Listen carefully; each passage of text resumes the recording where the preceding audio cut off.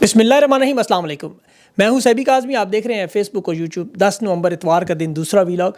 आज खबरें काफ़ी कम है, इसलिए ज़्यादा तज्जिया आपके सामने रखूंगा। 3 बड़ी अहम खबरें हैं। एक तो आलमी इस्टेब्लिशमेंट का बहुत बड़ा इजलास हुआ, बाकायदा तौर पर इसकी रिपोर्ट CNN में भी आ गई। दूसरा, डयाला जेल में एक दफ़ा फिर रौनकें लग रही हैं, चक्कर पे चक्कर लग रहे हैं। इस दफ़ा लोग कौन है और खान के टाइगर्स और क़यादत के दरमियान मामला बड़ा अहम मामला है। अडयाला जेल में इस वक्त सबसे पहले रौनकें लगी हुई हैं, चक्कर पे चक्कर लगाए जा रहे हैं, खान को मनाने की कोशिश हो रही है। देखिए, बिलाशुबा आवाम पर उन्होंने दबाव डाला है, क़यादत में तकसीम भी की हुई है, सब कुछ किया हुआ है, लेकिन खान का आना इन्हें पता है लाजमी है।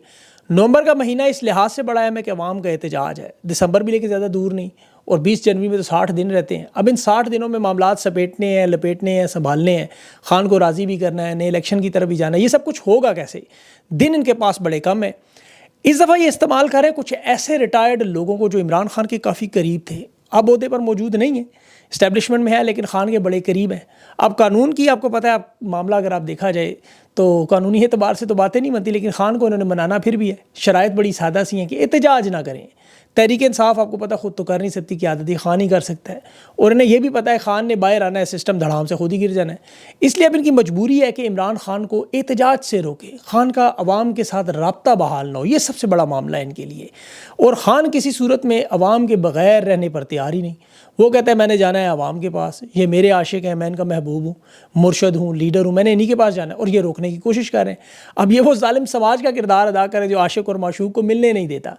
दूसरी तरफ इनकी कोशिश ये भी है कि जहाँ से इन्हें सबसे बड़ा ख़तरा यकीन करेगा वहाँ अपनी दाल गला ले। हुकूमती लॉबिंग की कोशिशों में अभी बड़ा धचका लगा इन्हें। डोनाल्ड ट्रंप के करीब पहुँचने की कोशिश में करोड़ों रुपए ने लगाए, 40 करोड़ तो दे चुके हैं। वो बुरी तरह नाकाम होगी कि डोनाल्ड ट्रंप ने जो भी सबसे पहले बड़ा ऐलान किया कि मैं अपनी इस्टेब्लिशमेंट में तमाम जर्नलों को लाइन हाज़िर करूँगा, इन तमाम लोगों से इस्तीफ़ा लूँगा, और उसमें वो लोग हैं जो मुदाखलत करते हैं। ये बहुत बड़ा नुकसान है। देखिए, एक तो इनको बाइडन की हुकूमत में एक शख्स था, सेक्रेटरी खारजा माइक पोम्पियो, ये उस तक पहुँचने के लिए माल लगाते रहे, और ये खान का बहुत बड़ा मुखालिफ था। पाकिस्तान की इमदाद इमरान खान के दौर में जो बंद हुई वो माइक पोम्पियो की वजह से बंद हुई। अफ़गानिस्तान के मसले पर जहाँ इख्तलाफात का आगाज़ हुआ वो भी इसी शख्स की वजह से। बाइडन हुकूमत की जो ताल्लुकात बिगाड़ने में जनरल बाजवा शामिल थे, और उसमें इसका भी बड़ा अहम किरदार था। CPEC का ये आपको पता दुश्मन भी था। फिर बाकायदा तौर पर जो बयानात इसके मौजूद हैं कि कर्ज़ों के जाल में पाकिस्तान की खुद मुख्तारी चीन खा रहा है, और ये डू मोर के मुतालबे भी इसी की तरफ से आते थे। ये माइक पोम्पियो भारत पाकिस्तान की जो कशीदगी अरूज पे थी, आपको याद होगा बालाकोट में जहाज़ गिराया गया, उस वक्त भी ये शदीद नाराज़ था। शहबाज शरीफ की हुकूमत और इस्टेब्लिशमेंट की बदकिस्मती आपके डोनाल्ड ट्रंप ने ऐलान किया कि ये शख्स मेरी काबीना का हिस्सा नहीं होगा। तो ये एक तो इनको करोड़ों लगाया हुआ डूब गया, इनकी उम्मीदें डूब गईं। अब यहाँ पर एक और बात आपको याद करूँ कि माइक पोम्पियो जब पाकिस्तान आया था खान से मिलने, बड़ी मशहूर वीडियो आपने देखी होगी जिसमें सर झुका के खान से मिल रहा है। माजी में ये लोग जब भी आया करते थे आमने सामने बराबरी की सतह पे बैठते थे। खान ने कहा ये वज़ीर ख़ारजा है, ये मेरे सामने कैसे बैठ सकता है, ये मेरे साइड पे बैठेगा। और वो मीटिंग फिर बड़ी लेट भी हुई इस बात पे, और फिर ये मजबूर होकर साइड पे बैठा, और इमरान खान बड़ी लेट आए। उस पर इमरान खान ने CIA के डायरेक्टर विलियम बर्न्स उस वक्त आया था, उससे भी मिलने से इनकार किया था, और उसके बाद एब्सोल्युटली नॉट का मामला आया। फिर इन्हें ख्याल आया इमरान खान को हटाना लाजमी है, और वो सारी वारदात आपको पता है। अब इस्टेब्लिशमेंट उस वक्त बड़ी मजबूत पाकिस्तान में जिस तरह अमरीका में भी है। अब वहाँ जो लॉबी है वो डोनाल्ड ट्रंप के ख़िलाफ़ थी, आपको पता है उसके खिलाफ जो केसेस बनते रहे, कातलाना हमले होते रहे, ख़ानदान को घसीटा गया, बिल्कुल वही मामलात खान वाले। अब वहाँ इंटरनेशनल इस्टेब्लिशमेंट के जो लोग शामिल हैं वो मुदाखलत करते हैं दूसरे ममालिक में। डोनाल्ड ट्रंप के आने के बाद अभी यही हुआ। अभी अमेरिकी सहाफ़ी एलेक्स जॉन आज़ाद मीडिया से ताल्लुक़ रखते हैं, उन्होंने पूरी खबर ब्रेक की कि यूक्रेन की वजह से इंटरनेशनल इस्टेब्लिशमेंट को तकलीफ़ है कि डोनाल्ड ट्रंप ये जंग से पीछे हट जाएगा, फ़लस्तीन के मामले पर अमन लेकर आएगा, ये पाकिस्तान जैसे मालिक में मुदाखलत बंद करेगा। तो ब्यूरोक्रेसी और इस्टेब्लिशमेंट ने खुफिया तौर पर बड़ा इजलास बुलाया कि आप डोनाल्ड ट्रंप की हमने बातें नहीं माननी, हमारे पास 50-60 दिन है, इन मामलात में हमने हर सूरत में डोनाल्ड ट्रंप को रोकना है, उसकी मनसूबाबंदी करनी है, उसके हलफ उठाने से पहले पहले हमने मामलात ठीक करने हैं। ये CNN में पूरी तफसील के साथ उन्होंने बात की, और शायद आप लोगों की नज़र से ना गुजरा हो। डोनाल्ड ट्रंप ने पहले भी देखे जनरल मार्क मिली था, उसको इसी वजह से फारिग किया था कि एटमी हथियारों का वो कोड भी नहीं दे रहा था, फिर उसके ताल्लुकात भी थे, अफगान जंग में से निकलना नहीं चाहता था, और फिर हथियारों के मामले में इसने $80 अरब का चूना लगाया। तो वारदात बिल्कुल वही है अब यहाँ पे जो पाकिस्तान में चल रही है। अब डोनाल्ड ट्रंप को इसका पता चल गया इस पूरे इजलास का। अब वारदात का तरीक़ाकार दोनों का सेम है, क्योंकि बाइडन की हुकूमत के सारे इक़दामात आप देख लें बिल्कुल पाकिस्तान जैसे, मसाइल भी वैसे ही। डोनाल्ड ट्रंप का आना इंटरनेशनल इस्टेब्लिशमेंट के लिए मुश्किल है, यहाँ पाकिस्तान के लिए भी मसला बना हुआ है। अब यहाँ इनकी सोचों से ज़्यादा अब उधर ओवरसीज़ पाकिस्तानी लेकिन क्या कर सकते हैं। अब एक तो वो अमेरिका में एहतजाज करने जा रहे हैं बहुत बड़ा, दूसरा डोनाल्ड ट्रंप को खतूत लिखने का मामला। ये मैं आपको खबर दे रहा हूँ, امریکہ میں اس وقت 7 لاکھ سے 12 لاکھ کے قریب پاکستانی موجود ہیں. بہت سے ایسے بھی ہیں جو پیدا ہوئے ہیں لیکن پاکستانی نژاد ہیں. اب یہ سب کے سب ڈونلڈ ٹرمپ کو ہفتہ وار خطوط لکھنے کا ایک سلسلہ شروع کرنے جا رہے ہیں. اس کی وجہ سے یہ دباؤ میں اضافہ ہوگا. اب انہیں یہ چیز سمجھ آ گئی کہ خطوط لکھنے میں، امریکہ میں پروٹیسٹ کرنے میں، سوشل میڈیا پر، پھر مین سٹریم میڈیا تک پہنچنے کی ڈونلڈ ٹرمپ کی جو عمران خان کی ٹیم بھی کوشش کر رہی ہے، سب لوگ لگے ہوئے اس پہ، انہیں بڑی سخت تکلیف اس سے ہو رہی ہے. آپ اس کا اندازہ اس بات سے لگا لیں کہ ٹویٹر پر آپ لوگ ڈونلڈ ٹرمپ کو ٹیگ کرتے رہے، پاکستانی نون لیگ کی جو ٹویٹس تھیں وہ دھڑا دھڑ ٹویٹر پہ، تو انہوں نے ٹویٹر کے بعد وی پی این کو بھی بند کرنے کی کوشش کی، تو ان لوگوں کا کسی صورت میں ٹویٹر پر، ایکس پر پیغام ہی نہ پہنچ سکے. لیکن اب یہ ناممکن ہو چکا ہے. دوسری طرف جس طرح امریکی بزنس مین پاکستانیوں کے پروگرام میں آ کے واضح انداز میں بتاتے ہیں، میرے ساتھ بہت سے پروگرام ہوئے، کانگریس مین کے بہت سارے پیغامات شیئر ہوئے، ان کی ویڈیوز آئیں، اس سے بھی حکومت کو بڑی سخت تکلیف ہے. پہلے بھی قراردادیں آ چکی ہیں. انہوں نے پھر پروپیگنڈے کے لیے بیرونی ملاقات میں وہاں سے امریکی بزنس مین پکڑنے شروع کر دیے جو نون لیگ کے تھے. پہلے بھی ساجد تارڑ صاحب کو لائے کہ جی ہاں ڈونلڈ ٹرمپ کی فضا بنائی جائے گی، وہ تو صدر ہی نہیں بنے گا. پہلے یہ آپ کو ہر پروگرام میں ہی بتاتے رہے کہ الیکشن نہیں جیت سکتا کسی صورت میں، جو غلط ہوا الیکشن جیت گیا. اب وہ کہہ رہے ہیں وہ کچھ کرے گا نہیں. اس کی بھی میں آپ کو یقین دہانی کراتا ہوں کہ ڈونلڈ ٹرمپ اس پورے معاملے میں مداخلت کرے گا. وجوہات ہیں، اور وہ معاملہ جس پہ دیکھیں، میں نے یہ ویلاگ اسی لیے میں دوبارہ کر رہا ہوں تفصیل سے تاکہ آپ کو سمجھ آئے، کیونکہ انہیں اس ویلاگ سے تکلیف بڑی ہو رہی ہے. اوورسیز پاکستانی جو اب اس کو سب ٹائٹل بھی انگلش میں بنا کے مجھے پتا چلا بھیج رہے ہیں امریکہ میں اپنے کانگریس مین کو.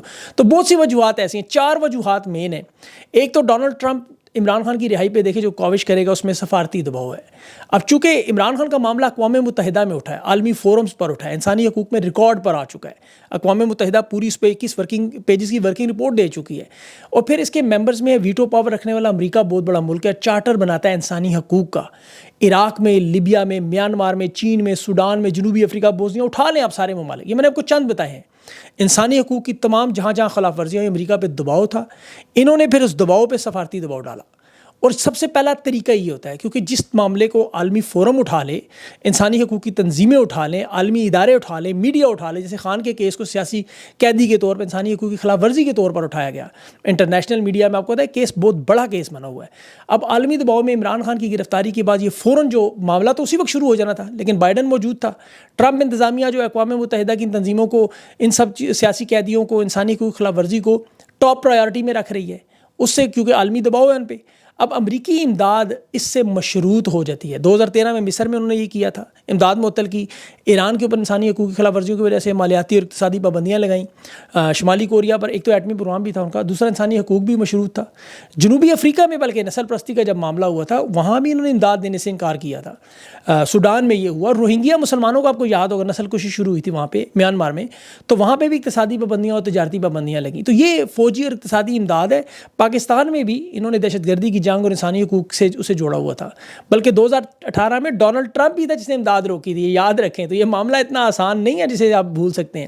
اسی لیے دوڑیں لگی ہوئی ہیں. اور پھر ذاتی تعلقات، آپ کو پتہ ہے ٹرمپ کی عمران خان کے ساتھ بھی ذاتی دوستی کا سب کو پتہ ہے. اوورسیز پاکستانی بھی ہیں اور امریکی قیادت کو بھی وہاں وہ قائل کر رہے ہیں اس کو بار بار کہ کسی طرح ڈونلڈ ٹرمپ کے حق میں ایک عوامی بیان آ جائے. اس وقت کوشش اس چیز کی لگی ہوئی ہے. اس کے بعد یہ معاملہ بدل جائے گا.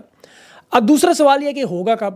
دیکھیں قانون تو امریکہ کا یہی ہے کہ منتخب صدر جو ہے وہ حلف اٹھاتا ہے، اس سے پہلے اس کا عمل دخل محدود ہوتا ہے. ڈونلڈ ٹرمپ نے حلف اٹھایا، ابھی نہیں اٹھایا، اور پینٹاگون میں اس کے خلاف بھی دیکھیں اسٹیبلشمنٹ نے بڑی میٹنگ شروع کر دی. یہ تو میں نے آپ کو تفصیل ابھی بتائی جو CNN میں باقاعدہ طور پہ چل رہی ہے.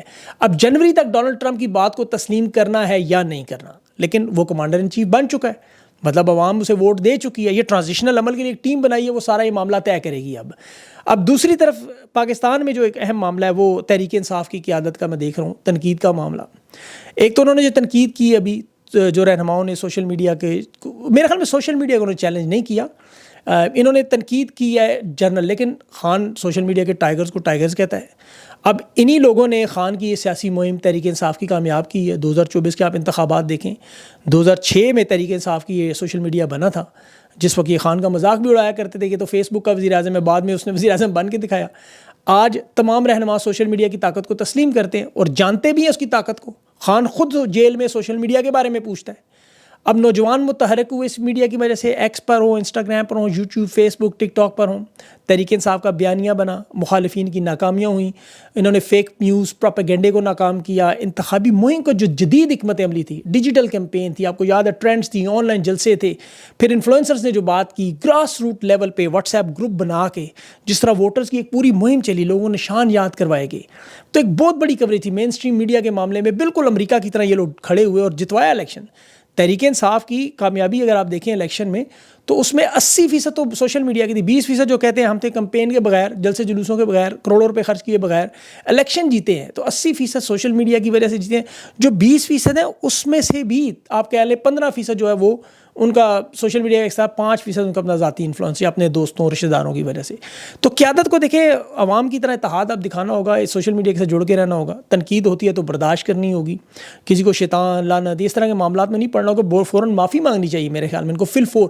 میڈیا ان سے معافی منگوانے کے لیے تیار تھا تو سوشل میڈیا والے بھی اب ناراض ہیں, ان سے معافی مانگ لیں, میرے خیال میں معاملہ ہی ختم کریں, ورنہ جن بوتل سے نکل آئے گا. دیکھیں اب وہ دور ختم ہوگا جو صحافیوں کو دانشور سمجھا جاتا. اب پاکستان کا ہر شہری اس وقت جس کے ہاتھ میں اسمارٹ فون ہے وہ تقریباً صحافی ہے. دیکھیں واقعات رپورٹ کر رہے ہیں, تجزیہ دے رہے ہیں, حقائق بیان کر رہے ہیں, سچائی لوگوں کے سامنے لا رہے ہیں, مظلوم کے ساتھ کھڑے ہیں. یہ ایلون مسک امریکہ میں کیا بات کر رہا ہے کہ یہی وہ کام ہے جو ایک صحافی کرتا ہے, اس کی اپنی اسٹیٹمنٹ ہے یہ ساری. تو تحریک انصاف کی قیادت کو ایک تو تگڑا بھی ہونا پڑے گا, دوسرا ان کے ساتھ جڑنا, ورنہ لوگوں کی نظریں علیمہ خان اور بشرا بیوی کی طرف جائیں گی. خان بے شک انہیں روکتا رہے. دیکھیں تاریخ ہے, قائد اعظم کی بہن فاطمہ جناح 1962 میں سیاست میں آئی اور ایوب خان جیسے ڈکٹیٹر کے ساتھ لڑتی نہیں. بھٹو کی زوجہ نصرت بھٹو ایرانی نژاد تھیں لیکن وہ اپنے خامند کے لیے نکل آئیں. تو یہاں تو دیکھیں عوام مجبور ہے خان کی رہائی کے لیے. تو میرے خیال میں علیمہ خان اور بشرا بیوی کو بھی سوچنا چاہیے. خان آج نہیں تو کل اپنی رہائی پہ بات نہیں کرے گا, تو میرے خیال میں ان دونوں کو بھی اس طرح ہی کرنا چاہیے جس طرح قیادت اپنی مرضی کرتی ہے, اپنی مرضی کریں, عوام ان کے ساتھ ہے. اب تیسرا معاملہ آتا ہے معیشت کا. IMF جو خیبر پختونخوا کی حکومت سے ملنے کی کوشش کر رہی ہے, ایک بڑا اہم معاملہ ہے. 2025 میں آپ کو پتہ ہے بڑی سخت شرائط تھیں اس کی بجٹ کی. خیبر پختونخوا کی حکومت 103 ارب سرپلس لے گی.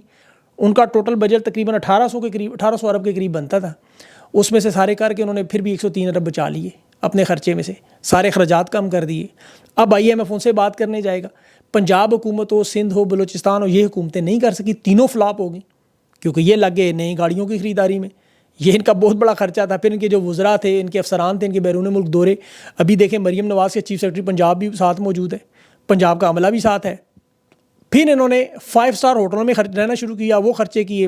دفتروں کی تزئین و آرائش پہ مریم نواز نے کروڑوں روپے لگا دیا, ہیلی کاپٹر خریدنے پہ لگا دیے, ہیلی کاپٹر کی مرمت پہ اتنا پیسہ لگ گیا. میڈیا کو جو گرانٹس دی انہوں نے بیانیہ بنانے کے لیے, عظمیٰ بخاری کی سٹیٹمنٹ آپ کے سامنے ہے. حالانکہ پنجاب کے بجٹ میں اس وقت تقریباً 350 ارب کا کھانچا شروع میں ہی مار چکے تھے, لیکن پھر انہوں نے اب ظاہر چھوٹی بڑی سرجریاں کروانی تھی. اب وہ بہانہ الگ تھا, کہیں گے تو صحیح ہم اپنے پیسے لگائے, نہیں پتہ کس نے پوچھنا ہے کس نے بتانا ہے. تو اس صورتحال میں دیکھیں IMF یہ سارا ریکارڈ سامنے رکھے گا ٹیبل پہ کہ اگر رکھو ریکارڈ, نمبروں کا ہیر پھر ابھی بچ نہیں سکتے. ایک ایک پیسہ انہوں نے دیا, ایک پائی کا حساب لیں گے اور پھر لگے گی ان کی پابندیاں. تو اسی لیے میں معیشت کی بات بار بار کرتا ہوں کہ یہ واحد وہ چیز ہے جو کمر توڑ دیتی ہے. پیٹ آپ کو پتہ ہے لاگت لگے تو بندہ نیچے گھٹنوں کے بل بیٹھ جاتا ہے. تو یہ خسارہ برداشت نہیں کر سکتے. برآمدات ان کی کوئی نہیں, سرمایہ کاری ان کی کوئی نہیں, زرعی شعبے کی ترقی آپ کے سامنے ہے, توانائی کا بحران دیکھیں, صنعتوں کی پیداوار کی صلاحیت دیکھیں, بجلی کی لوڈ شیڈنگ کا معاملہ ہو, گیس کی قلت ہو, اوپر سے یہ جو غیر یقینی صورتحال ہے, معیشت کی تباہی و بربادی ہے. یہ زر مبادلہ کے ذخائر ہیں وہ اس وقت 9 مہینے سال کے گزر چکے ہیں, خطرناک حد تک ہیں. یہ تو امدادی پیکج وغیرہ آئے ہوئے, فورن ریمیٹنس تھوڑی بہت آئی ہے, ورنہ زمین سے لگ جانا تھا انہوں نے. اب IMF کی سخت شرائط میں سبسڈیز بھی ہوں جو ٹیکس بڑھا رہی ہیں وہ, اور اب مزید آئیں گی. آٹا, چینی, تیل یہ سب عوام کی قوت سے پہلے ہی باہر ہوگا. گھی 20 سے 100 کا ہو چکا ہے. تو ایسے میں بین الاقوامی اعتماد بھی نہیں ہے, سرمایہ کاری بھی نہیں ہے, کوئی اپنے اس ملک میں سرمایہ کاری کے لیے تیار بھی نہیں ہے. بے روزگاری الگ ہے, روپے کی قدر الگ ہے, نوجوان طبقہ آپ کو پتہ ہے اس وقت بے روزگار, بے ہنرمند جو لوگ ہیں وہ بیرون ملک اسی لیے بھاگ رہے ہیں بیچارے. قرضہ 130 ارب ڈالر سے زیادہ بڑھ چکا ہے. اس قرضے کو بچانے کے لیے مزید قرضے. اور شہباز شریف کہتا ہے اس دفعہ کشکول نہیں لا رہے, پروگرام لا رہے ہیں. آگے سے وہ کہتے ہیں نہیں لائیں کشکول, آپ جائے گا خالی, کیونکہ روپے کی قدر ہی کوئی نہیں ہے. آپ اوپر درآمدی اشیاء نہیں چل رہی, جو ضروریات زندگی عام آدمی کی پہنچ سے دور ہو چکی ہے. ایسی صورتحال میں باقی ممالک بھی سب کچھ دیکھ رہے ہیں. مہنگائی کہتے ہیں 9%, لیکن مارکیٹ میں ابھی بھی 38 سے 40 ہے. لے جائیں مائک پکڑ کے باہر ذرا, آپ کو اندازہ ہو جائے. اوپر سے جو امن و امان اور سیکیورٹی کے حالات ہیں وہ دیکھ لیں ذرا. دہشت گرد تنظیمیں دوبارہ بحال ہو رہی ہیں, سرحدی کشیدگی میں الگ اضافہ ہو رہا ہے, داخلی جرائم یہاں بڑھ رہے ہیں. مطلب بڑے شہروں میں کراچی, لاہور, اسلام آباد میں اسٹریٹ کرائمز میں بے پناہ اضافہ ہو چکا ہے, کیونکہ پولیس اور رینجر جو ہے وہ سارے کا سارا زور تحریک انصاف کے لوگوں پہ لگاتی رہتی ہیں. وہاں دھماکے ہو جاتے ہیں, وہاں وارداتیں ہو جاتی ہیں. تو اس بے روزگاری میں اب تو پنجاب پولیس کے جتھے بھی جو ہیں وہ دیکھ لیں اپنا ہاتھ ڈال رہے ہیں. وہ باٹا کے علاقے میں خبر تھی, وہ ایک شہری کے اغوا میں پولیس کا ایک سب انسپیکٹر, 4 پولیس اہلکار, یہ دوسری دفعہ ہوا, 30 لاکھ کا تاوان لے رہے تھے. اور ادھر کچے کا شاید لونڈ انہوں نے مار دیا کہ جی وہ. اچھا, پہلی دفعہ لوگ ڈاکوؤں کے مرنے پہ افسوس کر رہے تھے, حالانکہ یہ ڈاکو کون تھا, سوشل میڈیا پہ آ گیا تھا وہ. اب وہ رابن ہوڈ بن گیا تھا, مسائل کی بات اس نے شروع کر دی, انہوں نے اندر سے اسے مار دیا. تو باقی بلوچستان سے کے پی کے حالات آپ کے سامنے ہیں. اور انہی سب حالات میں سے پہلے بھول جاؤں, آل شریف کے حالات بھی دیکھ لیں. کبھی جنیوا میں ذلیل, کہ سوئٹزرلینڈ میں, کبھی لندن میں تو خیر ان کا وہ ضلالت کا ایک بن ہی چکا ہے, عادی ہو گیا. وہ کہتے ہیں نا اب تو عادت سی ہو گئی ہے, تو انہیں عادت سی ہو گئی ہے. اور پہلی دفعہ جنیوا میں 4 اکٹھے میں نے پٹواری بھائی بھی دیکھ لیے. 1 2 3 4 میں نے گنے باقاعدہ, 4 لوگ تھے, کیونکہ علاج کے بہانے ملک سے نکلتے ہیں. اچھا یہاں وہ نکلتے کیوں ہیں؟ بہت سارے لوگ سوچتے ہیں سوئس بینکوں کے, بتایا میں نے آپ کو. یہ جو خان کی حکومت گرانے کے بعد 120 ارب ڈالر کا نقصان ہوا ہے جو انہوں نے منی لانڈرنگ کے ذریعے آف شور کمپنیوں کے پاکستان سے باہر بھیجا ہے. اب یہ دولت جائے گی کدھر؟ ظاہر سے ٹھکانے لگانا ہے, تقسیم کرنا ہے. مریم کو کتنے ملیں گے, حسن نواز کو کتنے ملیں گے, حسین نواز کو کتنے ملیں گے.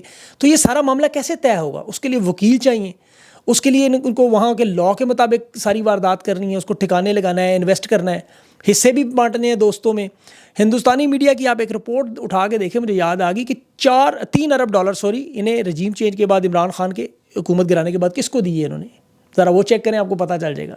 تو اسی لیے پھر سوشل میڈیا بند کرنا پڑتا ہے کہ مین اسٹریم میڈیا آپ کو نہیں بتانا.